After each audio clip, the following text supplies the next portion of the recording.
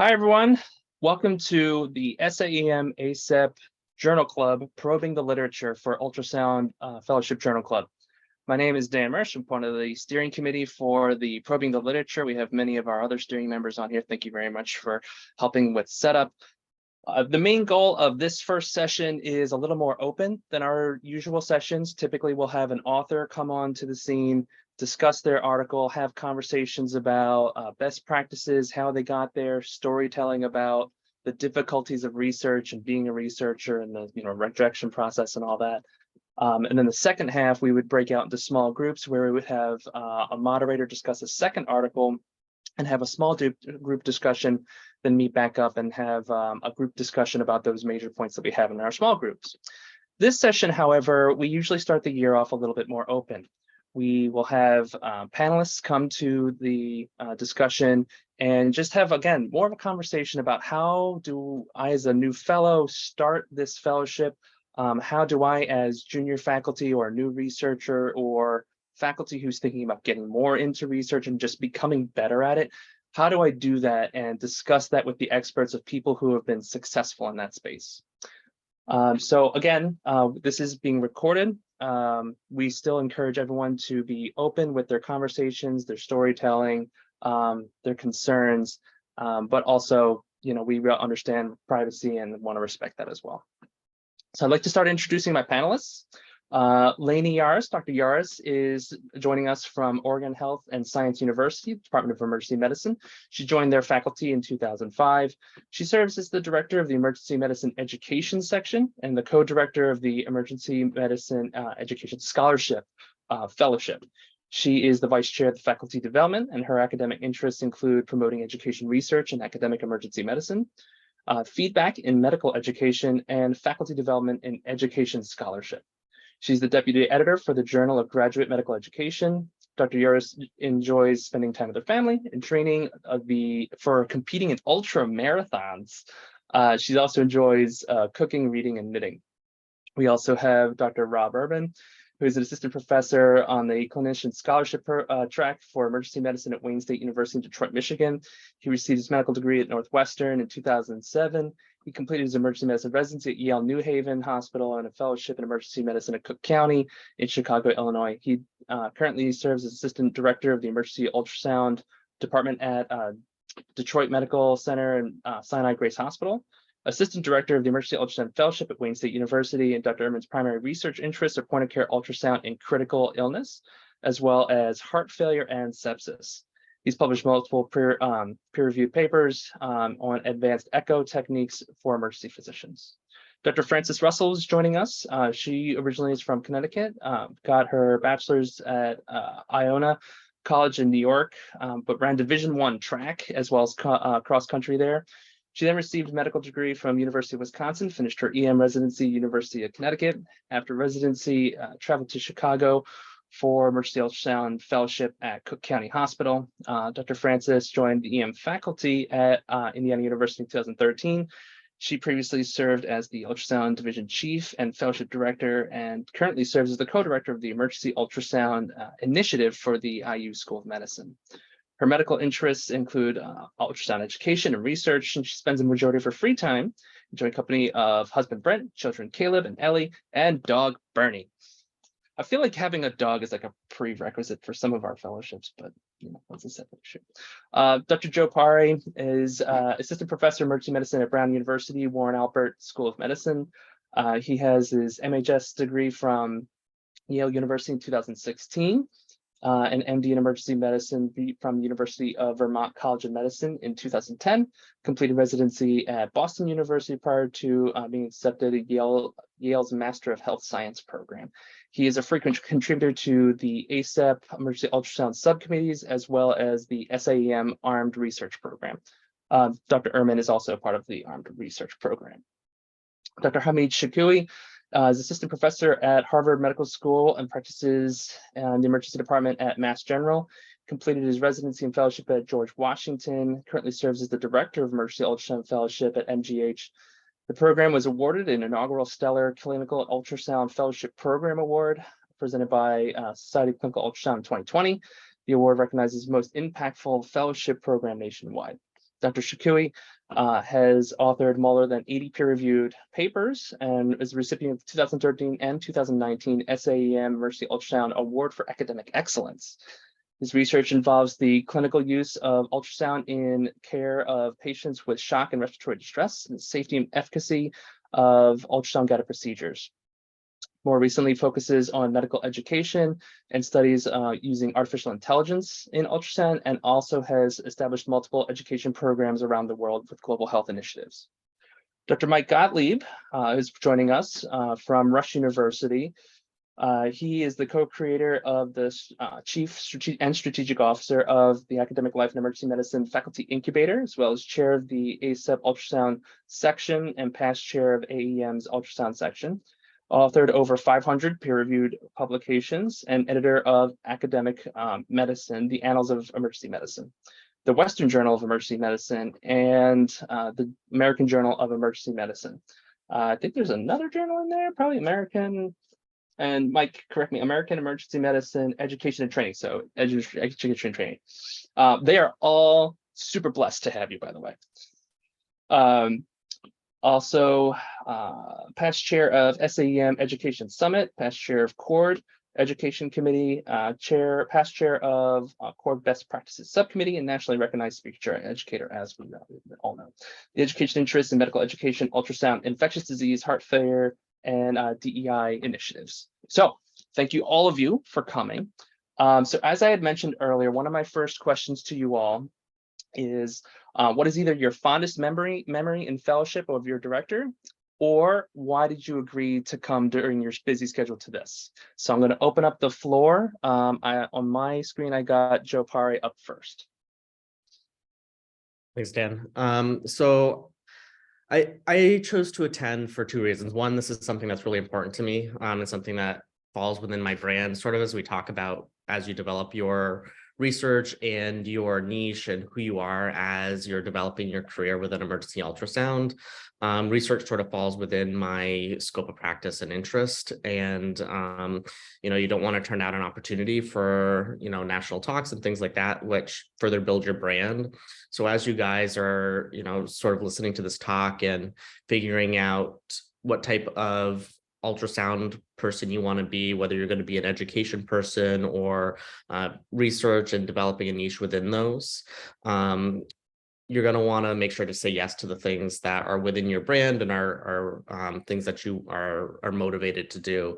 And having helped multiple fellows publish along the way, and having also had my own problems getting published and working through and learning about clinical research, really would just want to share from my learning and mistakes along the way. So thanks for having me. Thank you so much. Lainie, would you mind going next? Sure, thank you. Thanks for inviting me here. So I am not an ultrasonographer, but I did do an education fellowship back in 2005, one of the first in the country. And the reason why I did my fellowship is really why I'm here today. At the time, I saw lots of amazing junior faculty who were really fantastic educators and clinicians and had niches, but really struggled to have the work that they were doing count as scholarship in the traditional academic model. And I created and pursued a fellowship because I felt that being an educator by itself was enough to be recognized as excelling in academics. And I wanted to learn how to translate that teaching into scholarship in a way that was just intuitive and made sense, like it did for researchers. So that's why I'm here today. I've kind of built my career upon that concept that we can do the things that we love and the things that we're good at in academics, and we can translate it into scholarship so that it has the currency that's recognized in the academic world. So any questions I can answer throughout today about how you can do that while you're doing the amazing work that you're doing in the niche of ultrasound, I would be happy to do. Awesome, thank you so much. I really appreciate the medical education side of the equation. Thank you so much for being here. Looks like we have Dr. Rob Ehrman next. Hi, everybody. Thanks for having me. So I picked my fellowship. I was, kind of interested in research, and I didn't know a whole lot about what doing research was. So the my fellowship director at the time, was like in my interview was like super supportive. We actually went to the what's it called, Embers, which is sort of the ACEP version of Armed, and so having that sort of stuff set up in place was something that was like a great opportunity. And we sort of talked about some particular some possible research ideas, and it was just sort of the idea that he was super supportive and said like, hey, yeah, so we're I was in Cook County, and so there's not like a ton of resources, but it's like I'm here to support you any way I can. And that's kind of the sort of, I have a lot of fond memories of fellowship. One of the things that I learned in part from my fellowship director was just the idea that nobody cares about your research and your projects as much as you do. And the flip side to that is if you're like passionate and interested and you pursue a project, like you will get other people interested sort of in direct proportion to how much work you're willing to put in and how much sweat equity and and that's just like obviously it's like a great metaphor for life and medicine, but particularly academic emergency medicine and research. And so again, that's something I always try to remember, even though research is sort of a long and frustrating experience at times, but sort of being perseverance and that sort of thing. And so it was a great experience. Yeah. So Awesome. Thank you very much. I'm going to have Dr. Russell speak next.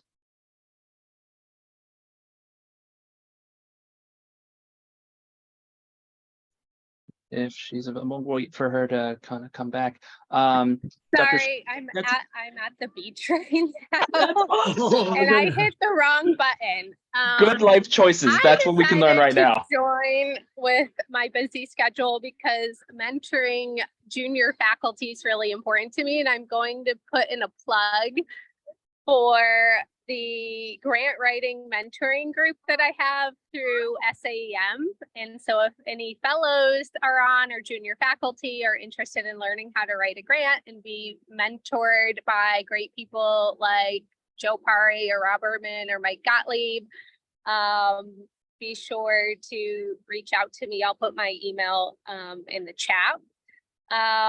One of my favorite memories of fellowship was Rob Ehrman and John Bailett's always butting heads. It was always fun to watch. But on a serious note, I was never really interested in research when I was a resident. And then in fellowship, it was something that was really ingrained in the fellowship for us at County with John Bailett's and Karen Cosby. And so I'm really appreciative to them for being awesome mentors. And really, I think being successful in ultrasound research and really any research is finding a mentor that can help you through the process because it is quite challenging. And I will mute myself. Excellent life tips, especially that coming from the beach. Great choices right there. All right, so I'm going to have Dr. Shokoohi go next. Again, the question of what is your fondest memory from fellowship, or why did you decide to change out your shifts to come to this event? Thank you very much for having me here today. It's a pleasure to be here. And I really want to just make sure that this is not just about mentorship or mentee. Just want to make sure a lot of stuff in the process of doing research being burned. We just want to make sure the fellows that they don't deserve to go do the same thing we did. We're going to share some of those experience.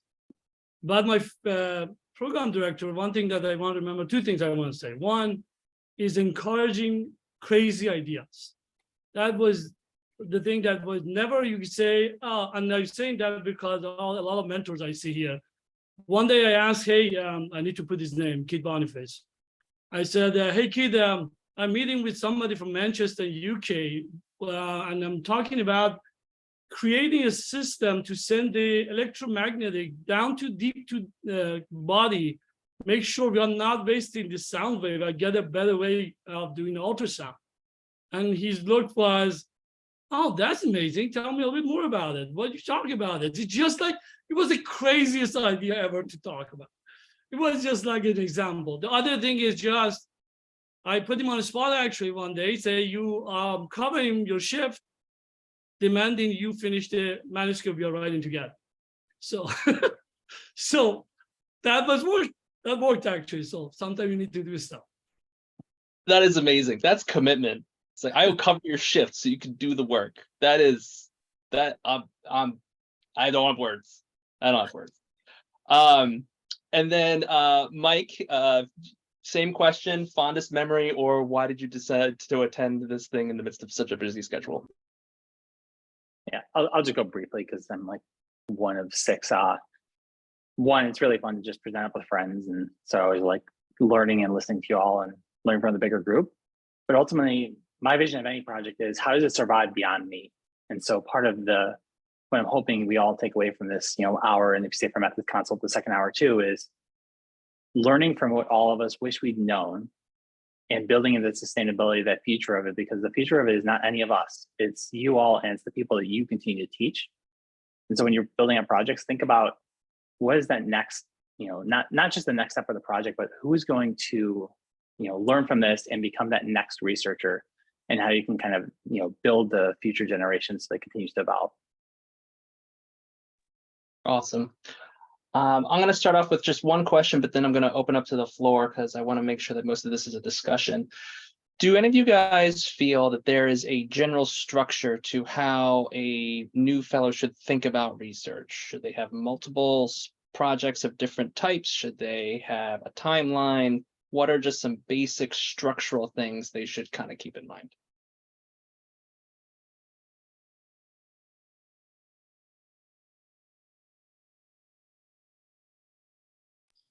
All right, I'll give it a shot.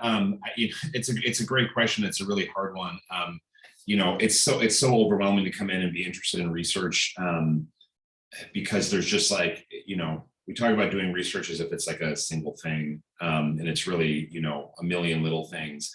I would say, kind of what other people were indicating is, like mentorship, finding somebody, your fellowship director, or I was lucky that like Frances and I were fellows together, and she was like so organized and so like motivated in ways that like I just wasn't. And so, it was sort of like I owe a lot of my whatever success I have, now to her being like motivated and to like being on top of me to do stuff. But it's just like, to me, it's like having, everybody wants to say yes.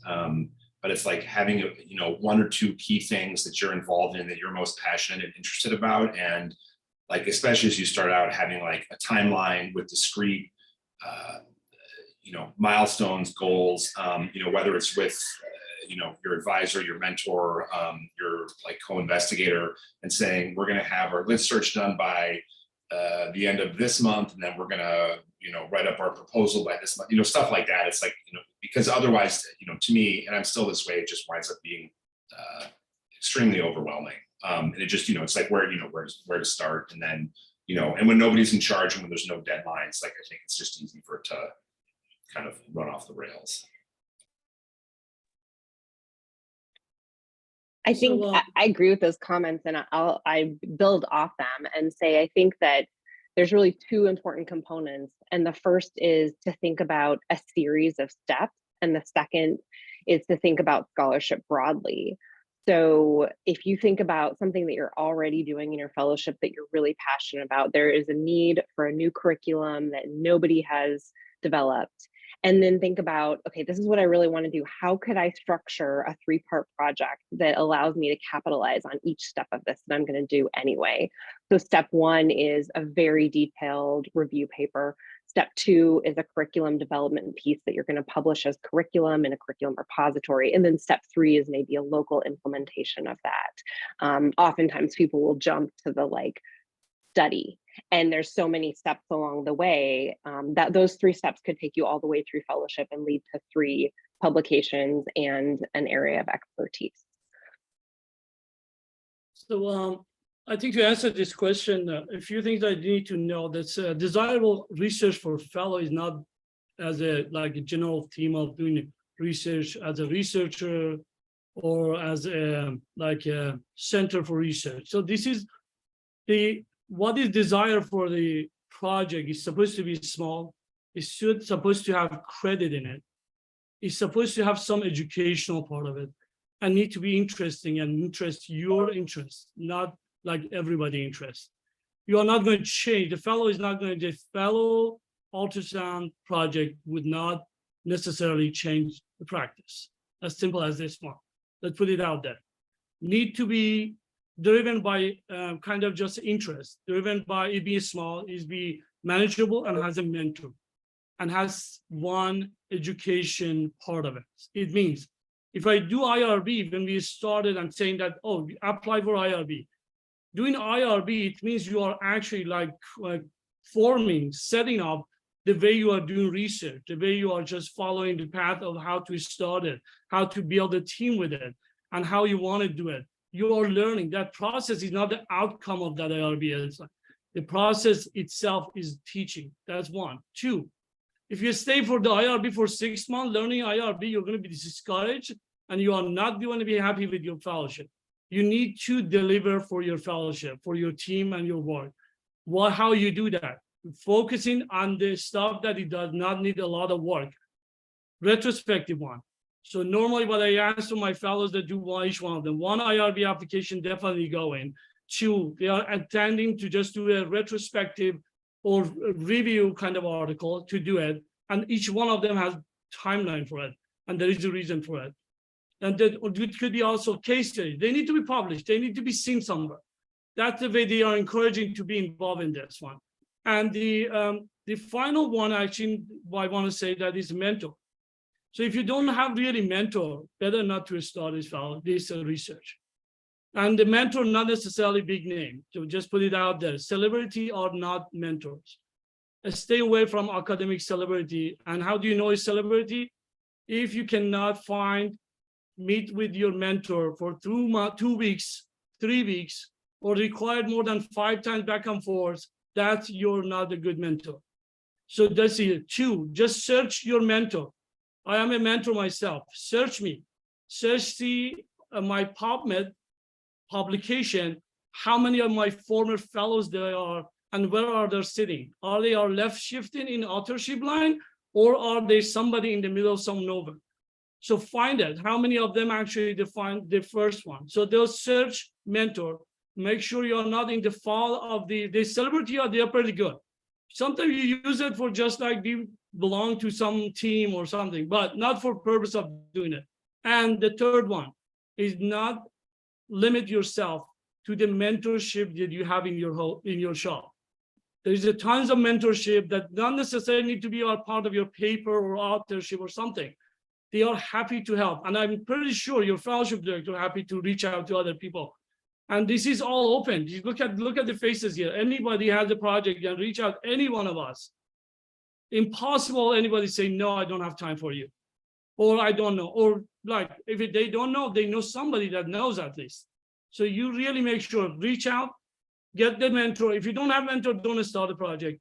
And the last one, if you really stay in a place for 2 years or 3 years, think about the grant or money or sponsorship at the same time you're looking for IRB. Those are the 4 that I want to make sure if you are not doing that, it's going to be later on, it's going to be a problem. Awesome. Thank you so much.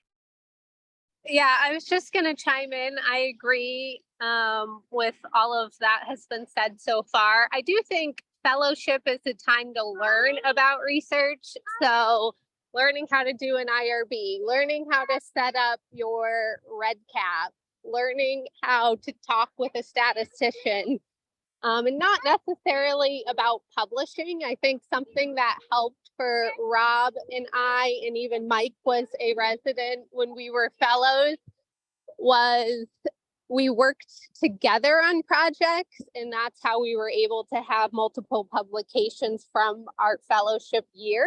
And so if you're with other fellows, try to collaborate, especially if you have similar interests. Perfect. I also want to just quick pitch that the methods consult section of these meetings, which happen monthly, we can also use as a mentorship time. And this is a monthly meeting, happens every month. If you want to come to that, come. If you don't have time, we understand, but we want to offer that as a resource from ACEP and SAEM. So I think Joe's next. Yeah, so I'm gonna say just a little bit more like higher level or maybe not higher, but overarching. So if you want to do a project and you develop one with your mentor or your fellowship director, you may need to recognize or look at your fellowship director's research or publication or what their experience is within academic publishing.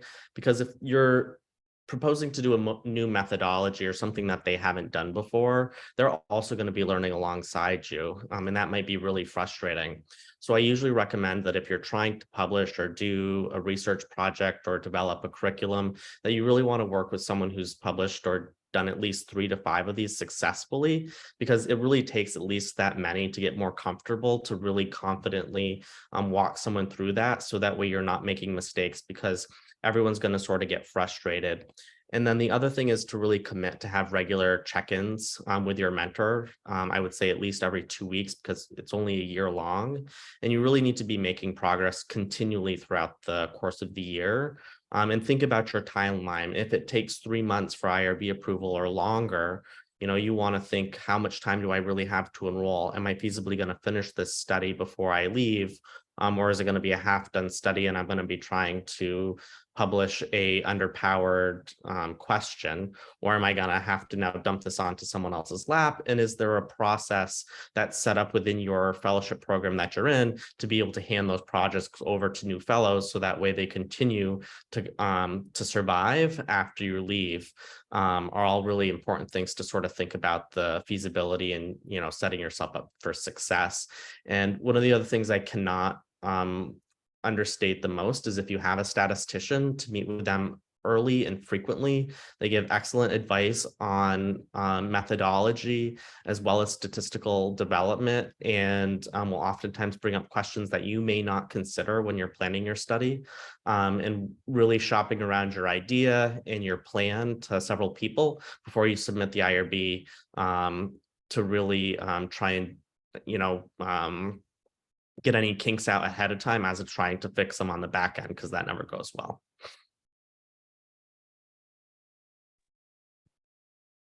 Thank you very much, all of you, for those wonderful answers to that question. So we're at around the halfway point. So I want to open the floor to the residents, students, and new fellows who are here. Number one, if you wouldn't mind allowing your video to be on, if that's a possibility for you.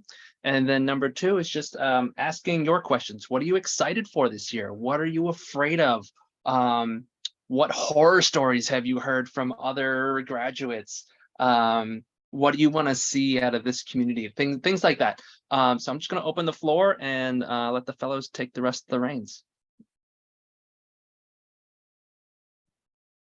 Hi there, everyone. Thanks for doing this. I have a question that I've been running into is, how do you guys deal with the whole rejection and resubmission process, when it comes to submitting and having to turn papers around after you receive rejection and comments? I think there's Mike need to answer that question, but the rejection start before submission, actually. So first of all, make sure there's actually what you just submitting, make sure that what that is actually already being prepared at the format they want. The flaws that you have is identified as limitations.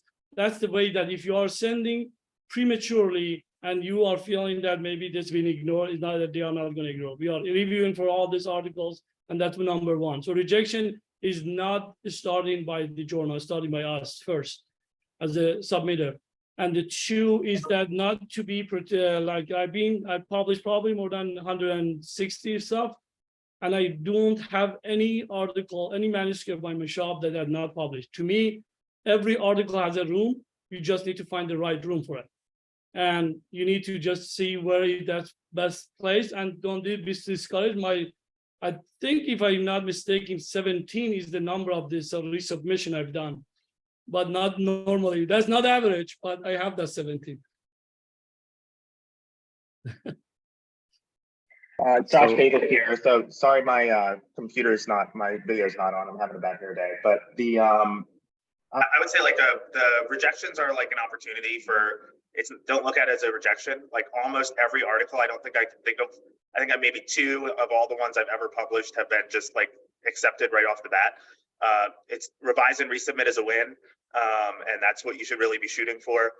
And then the other thing is to bear in mind that the reviewer pool is very small. And so if you get a rejection and they give you feedback, you really do need to incorporate that feedback, because there are odds that either someone else will notice it, or it will actually be probably the same reviewer that you might get even at a different journal. That's true. Yeah, I just want to re-emphasize that rejection is a normal, expected part of the process. Everybody will have a lot of rejections. That's normal. And in order to minimize your rejections, I think there's 3 things that you can do. The first is to be very thoughtful about the target audience of the journal that you're submitting to. Oftentimes rejections have to do with just it's the wrong audience. The second is to have like a very critical review before you submit. Have somebody who's not on your authorship team review the paper and do an external review to kind of anticipate what editors or reviewers are going to think. And then the third is similar to what's been said, but when you do get the rejection, then to really take to heart those comments, do a lot of work, change the paper before you resubmit, and kind of have in your mind for the first submission, okay, here's step 1, here's step 2, here's step 3, here's step 4. These are the 4 journals that I'm going to submit to in this order. I expect a rejection. And when I get it, I can take that momentum and just turn it around and resubmit it again. I'm so sorry. One more point about this rejection. When I'm just doing the authorship kind of work, one of the tasks that I put aside is the revision. So some of the people that they are not having a lot of time to spend and work on the project or doing all they do, obviously, there's no honorary kind of just authorship. But one of the things we do is that to make sure who is responsible for revision to start with. If there is a lot of forces being going to get it to this place, somebody else needs to just add more or just work more or just like this. That's why I'm just getting help for that, because a lot of process, a lot of work really, especially if you do a lot of projects.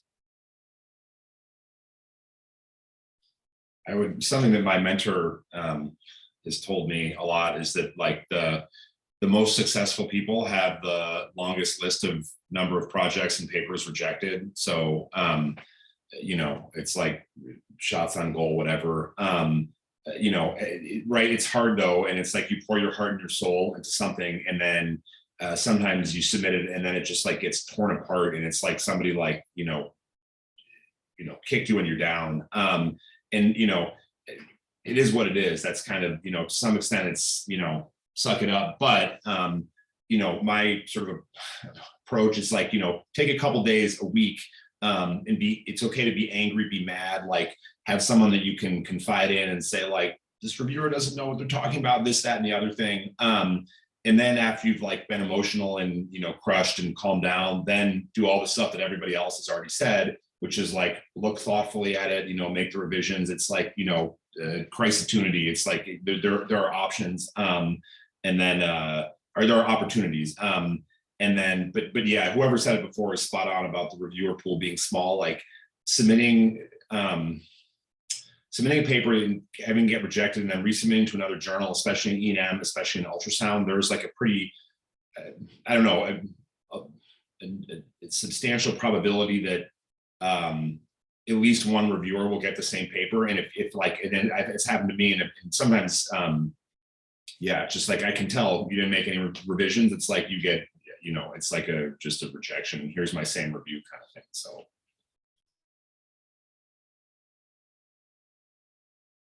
Sometimes worth putting yourself in the reviewer's shoes too. Like reviewers do it for free. Like they're not doing it to harm your paper. They're doing it because they want the best science out there. And a lot of them are trying to teach. They're not always great at teaching. And sometimes how they write things could be said better.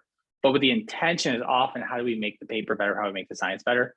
So I do the same thing Rob does. If I'm, you know, really invested in a project and it gets rejected, I put it down, put it in the back burner for a couple of days, let myself grieve that project, come back to it and try to identify what was the reviewer thinking.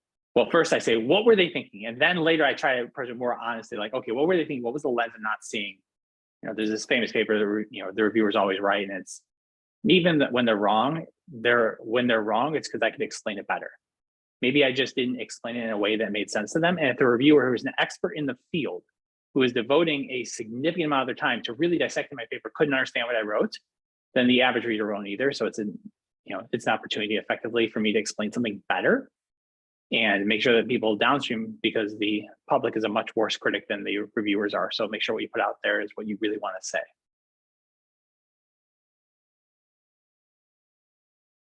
Awesome.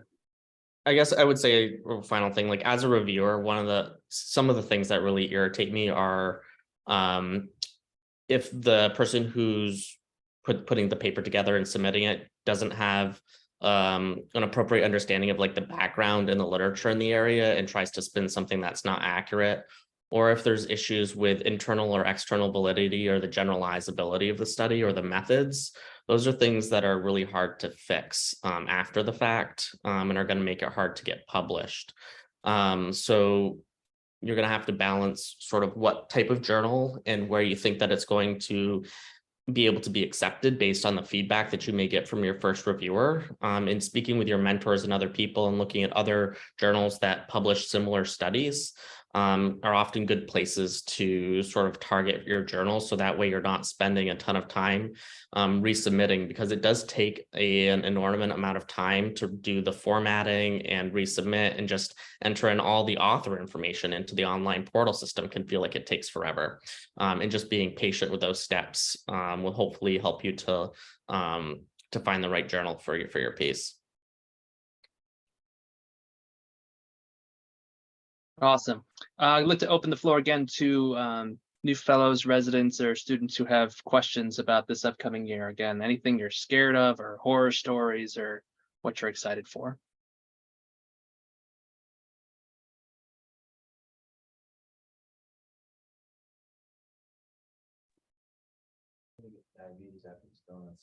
Dan, Mike Secco from Stony Brook. Hi, how are you guys? It's more open up to the group. You know, I do have my fellows here in the background because it's tape review day, so good day when you have it on Tuesdays.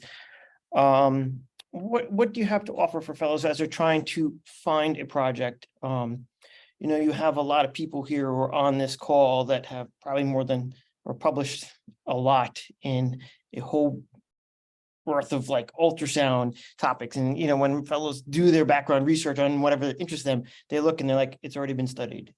You know, it's like, you know, how can they maybe try to find a way to spin or to expand on what's currently out there? Because, you know, I do see this some frustration in fellows when they're getting their project started, when they have this certain idea and then they'll go back and like, oh yeah, it's been studied in 2010 or 2018. Anything you can kind of offer? I know Hamid had a good point with, you know, trying to do something retrospective. And of course, you know, when you do something prospective, you know, it takes, you know, 3 to 5 years from start to end, and you only have 1 year to accomplish this. So yeah.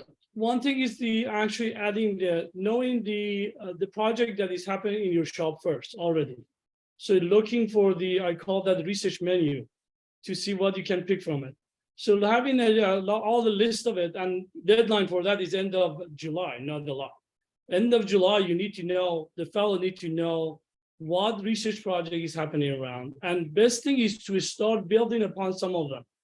Like if project is really interests you on some topic and it's already has IRB and you asking different question, you send in an amendment, you're already ahead of the game.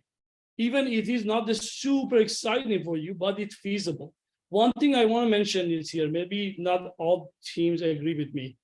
It's always important to pick the research based on the need driven or like institution driven, but this is just need to based on feasibility.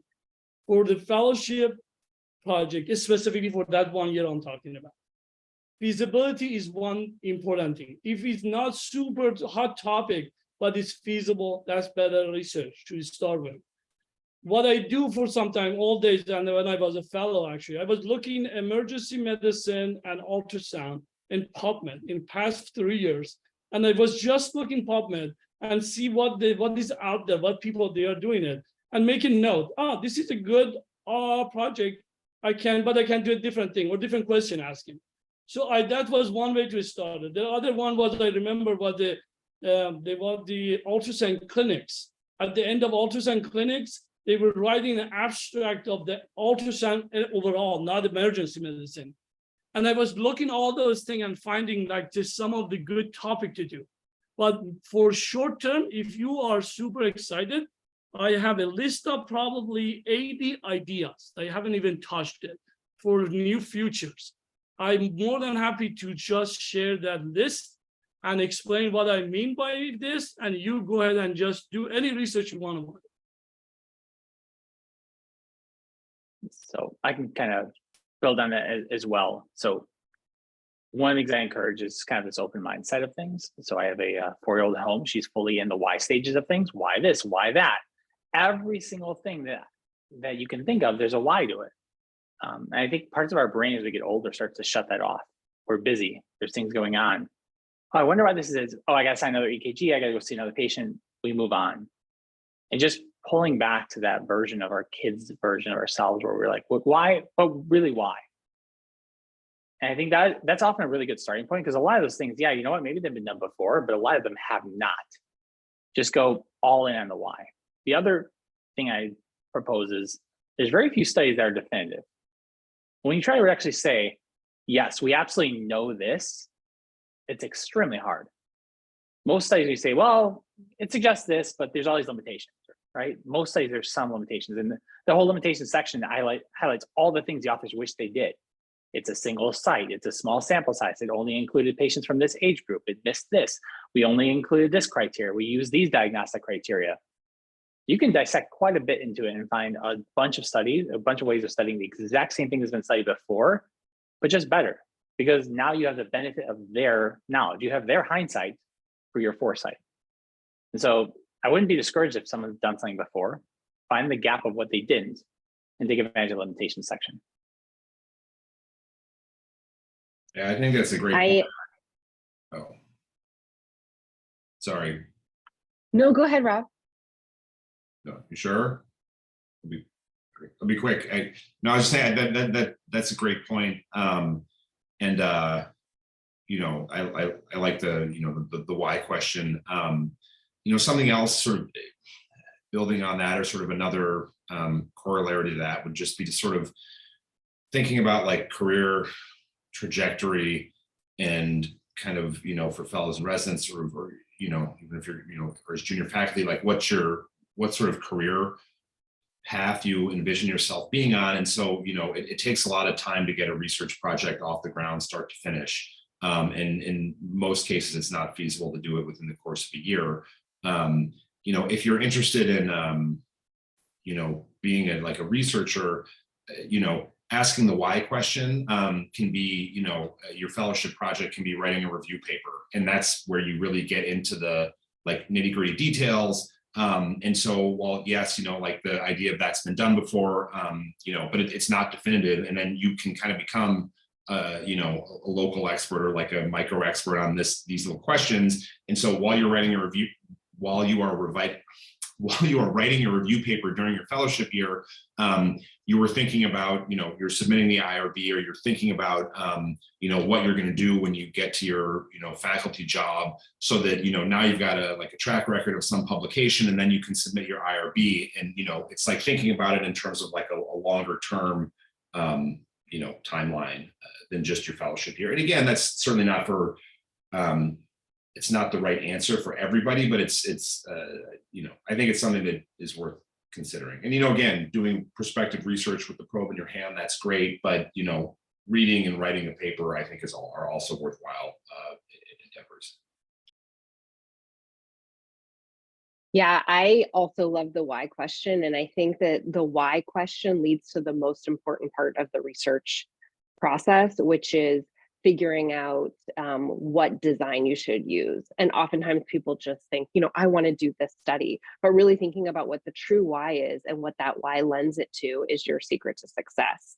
And is it, I really want to understand what the needs of learners are in this particular modality, I'm going to do a needs assessment. Or I know that there's a lot of knowledge within the minds of the experts about this one question, but there's not a lot of research. I'm going to do a Delphi study or consensus study, or all the varieties of literature review, or as we talked about before, curriculum development. There's just so many different designs that are well suited to specific questions that I think are underutilized in really all of emergency medicine research and research generally. So I'm going to drop a handout in the chat that shows kind of, for this type of question, here's a design and here's a list of how-to papers for that design. Thank you so much for that. That's fantastic.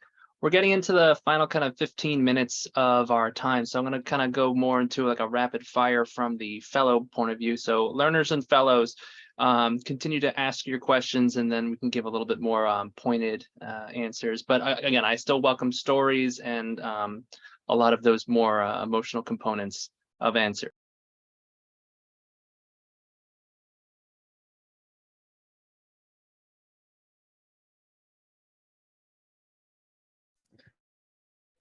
Hi guys. So basically, I'm new to this type of world, right, of research. So I'm learning everything as well.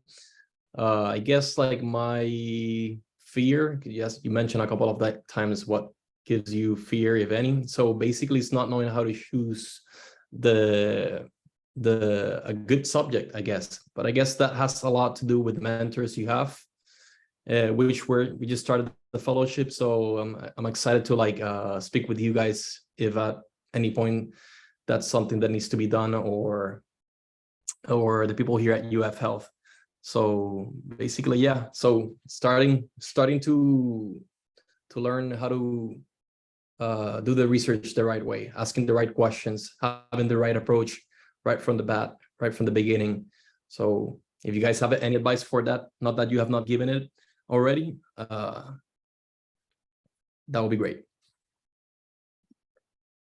I guess what I would say is, I think you guys are all really lucky to be joining like an outstanding group of people in a really excellent field. And I think that across the board, most, if not every ultrasound person is more collaborative and there for people's support. So if you are interested in something that isn't available within your institution, it's a small enough world that either you can likely cold email or have your fellowship director make a connection to someone who would be working to help see you succeed. You know, as Hamid sort of offered a ton of different resources and ideas for projects, I would really say it's across the board like that. And you're better off just asking for someone else in your area of expertise or interest to help both develop relationships across institutions, but also get some mentorship beyond maybe what's available at your own institution, and really broaden the depth of your experience during fellowship.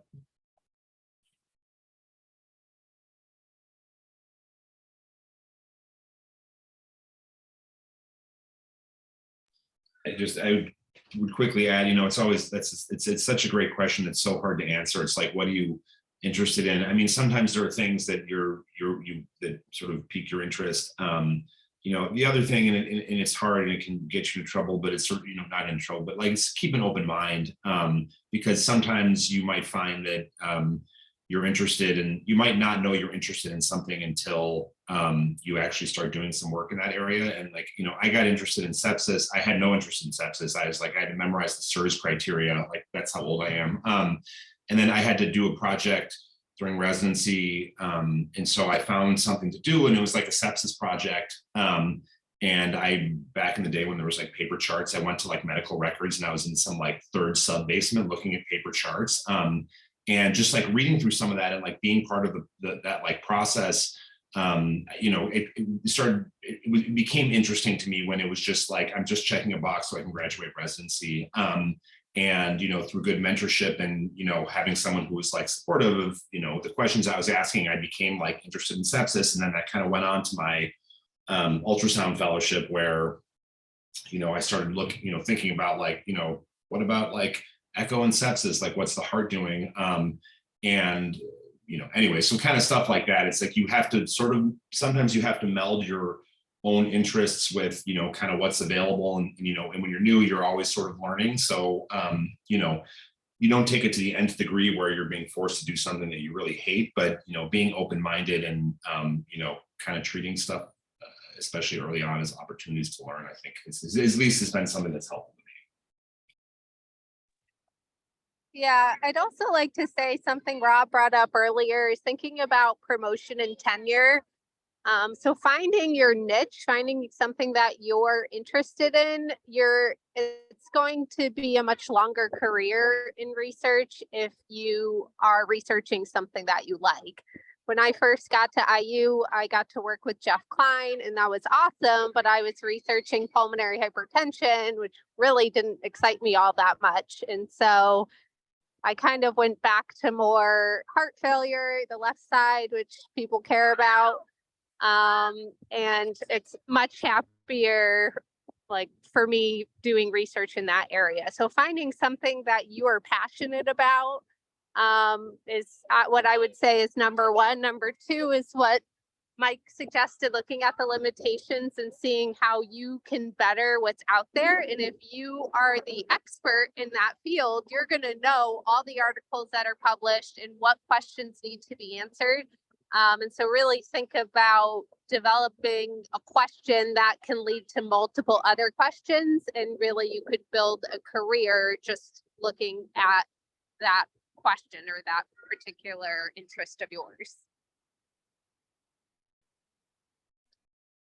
One other litmus test for your question, particularly if you're choosing between a couple of different ones that are all very interesting to you and novel, is thinking, and this is from an editor's perspective, how will the results of this change practice or lead to the next study? So what, who cares? And making sure that this is what we'll call the hook, you know, as you're developing your project proposal, making sure that you're going beyond little is known as far as the rationale for the study. And it's not enough to be rigorous, novel, and have significant results. Those results have to be important and lead to a change in practice, a change in education, a change in ultrasound technique, in order for it to meet the threshold for publication at many journals. So thinking about that as your kind of final litmus before you launch in your project. So love those two comments that Francis and Lainie mentioned. But I kind of want to mention that probably not 100% agree on terms of fellowship, 1 year research that they want to do. To me, that's all priority, and not everybody has the luxury, just like Francis, to have those all great mentors and be super smart herself and sitting at the beach at the meeting, all those things. So, but what I want to say is this. You need to do something for that 1 year. For 1 year, if you don't publish, at the end, you feel you've done nothing. Even you've done a million things, even you learn tons, but you feel you need to have something. Publication is not the only credit. Let's just say that out loud. So learning from it, knowing 10 people around it, and just learning this, what is out there about this subject, enough. You don't need publish, just the max. If Gottlieb let you just present it at the SAEM and ACEP is good enough for me. Okay, that's what my level is. So what I do, I get one project, as you guys all mentioned, it started that finished in 3 years, but just stamp it before you graduate. Make sure this is your own project. Make sure when you are leaving, somebody can follow it and your name is there. That's number one. Two, at the same time, tag along with 2 other projects that is already exist and they are working on it. You should not be super excited about that. But on the other hand, you don't want to be involved in a project that you are not proud of that project. So that's another thing. You don't want to push it in the carpet when they say, oh, you're working with that project. Say, yeah, at least if you are neutral about it, it's good enough. And then those are the 2, and get this by January 5th, make sure you have to abstract ready, regardless of what you do. Regardless of what you do, make yourself, make your program director all proud by get ready to be involved, have a name, to have 2 abstract for SAEM January 1st every year.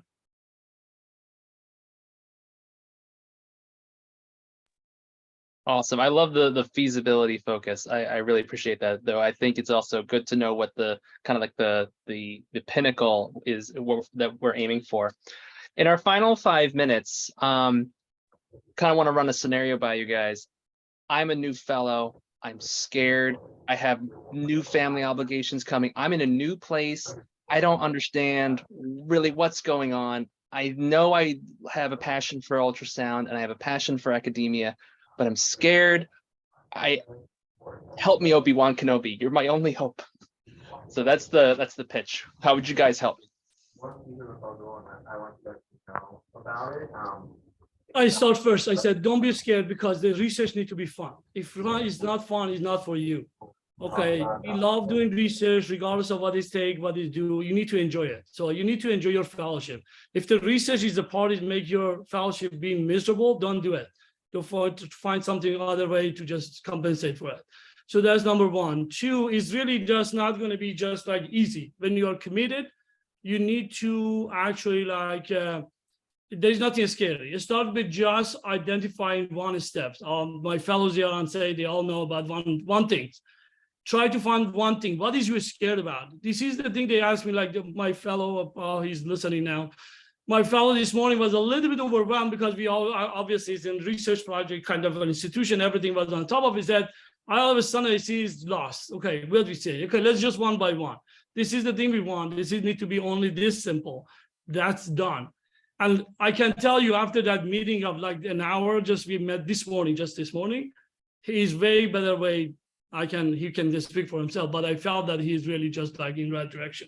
And he was scary. I agree with you because he thought he's here and everybody's talking about research. He need to be the researcher of the year and blah, blah, blah. So no.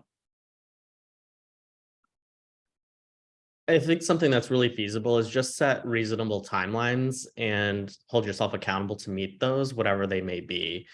Because if you don't meet your timelines, the mentors or the people who are donating their time to help train and mentor you are going to lose sort of interest. And if you're not meeting those deadlines, it's better to reach out, sort of, I think, as Francis said, and ask for help if you're not meeting those deadlines, because it'll continue to track throughout your sort of like career, and that kind of stuff would be my biggest advice. I guess add, it's okay if you don't like research. Many people don't. I do think you have to give it like a real try. Don't kind of half-ass it or kind of, sort of try and then be like, it's not for me. But, if you really try, you don't like it, that's fine. There are plenty of other ways to be successful and productive academically. Be realistic about where your strengths lie and don't. Like, there's a lot of like outstanding educators on this call. Like, I'm a lousy educator. I'm not passionate about it. I'm okay at it. But like, I put my efforts into research. Like, I'm really interested in statistics and, so that's kind of like, in some ways, like within my division, my department is like a value add for me, but like there are, so there are other opportunities to be academically successful that aren't research related. And, it's okay to be scared when you're getting into something new. Give it like a real try, and then, but it's also okay to like bail out if it's not for you.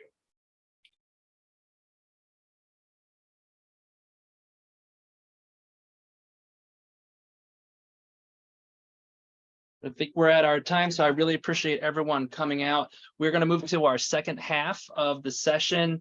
This is going to be the methods consult. So fellows, feel free to stick on and just pitch your ideas, pitch your thoughts. If you want to continue conversations with some of our experts, feel free to do so. Our experts, you are officially blessed to go to your shifts and what other obligations you have. Thank you so much for coming. Thank you so much for your wisdom and knowledge and stories and everything you've given to this community. We cannot say thank you enough. Thank you very much.